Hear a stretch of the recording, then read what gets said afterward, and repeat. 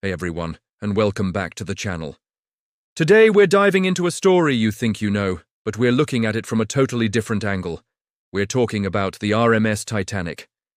Beyond the blockbuster movie and the tragic love story, the sinking of the Titanic on its maiden voyage in 1912 was a catastrophic event that literally changed the seas forever. It was a wake-up call that the maritime world desperately needed. Before the Titanic, shipping regulations were alarmingly outdated. They were based on a ship's weight, not the number of people on board. Can you believe it? For a vessel of Titanic's massive size, the law only required it to carry enough lifeboats for less than a third of its full capacity. The thinking was that lifeboats would be used to shuttle people to a rescue ship, not to save everyone at once.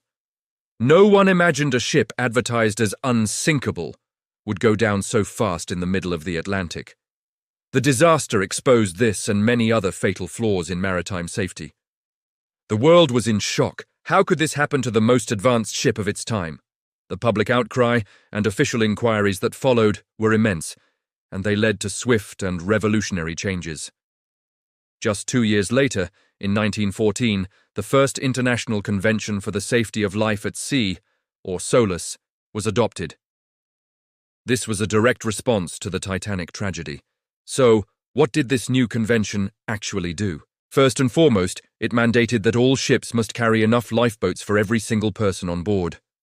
No more compromises. Secondly, lifeboat drills and inspections became mandatory, so crews and passengers would actually know what to do in an emergency. The Titanic's crew had almost no training, which led to chaos and half-empty lifeboats being launched. SOLAS put an end to that. The convention also established the requirement for ships to maintain a 24-hour radio watch. The Titanic's distress signals were missed by a nearby ship simply because its radio operator was off duty and asleep. This new rule ensured someone was always listening for distress calls. Furthermore, the International Ice Patrol was created to monitor the North Atlantic for icebergs and warn ships of potential dangers, the very thing that doomed the Titanic. So, while the loss of over 1,500 lives was an immense tragedy, the legacy of the Titanic is also one of profound change. Every time you see a modern cruise ship with rows of lifeboats, or hear about international maritime cooperation, you're seeing the lessons learned from that fateful night in 1912. It is a somber reminder that progress in safety is often written in the wake of disaster. Thanks for watching. If you found this interesting, hit that like button and subscribe for more deep dives into history. See you in the next video.